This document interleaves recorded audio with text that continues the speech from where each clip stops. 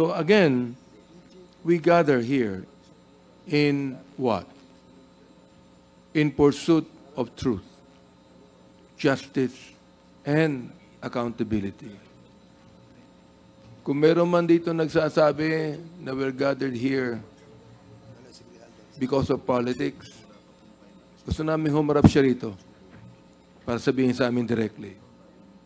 May mga taong pinapasalamatan ang dating administrasyon sa war on drugs.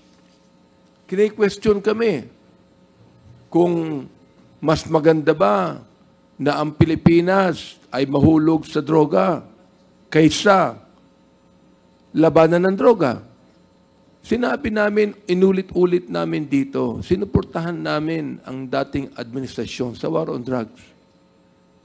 Binanggit ko sa ating former president, ang hindi ko lang maintindihan kung bakit kinakailangang pumatay ng more than 30,000 people para mawala ang drugs. Ang question dito ito, nawala ba? Hindi nawala ang drugs. Ganun pa rin.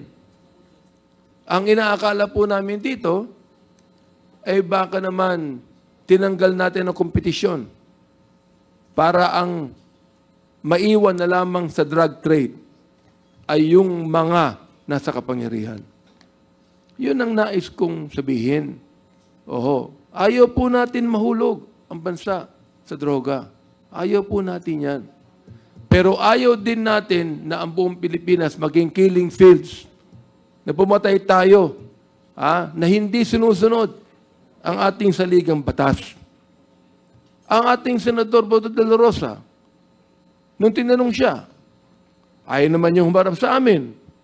Pinapaharap namin para maging malinaw lahat ng bagay. Anong ginagawa niya? Nagpupunta sa media. Kung ano-anong pinagsasabi niya. Sinisipa niya ang mga kapulisan na alam nila ang batas. Oo. Hindi nila dapat sundin ang nakakataas sa kanila kung naniniwala sila na hindi ito ayon sa batas. Pero sinunod eh. Di ba? Now, yet, kahit na po sa kanya mga bagay, mga kababayan, I am not without hope. Oo. Mga kasama, the Quadcom was not convened to chase imaginary shadows.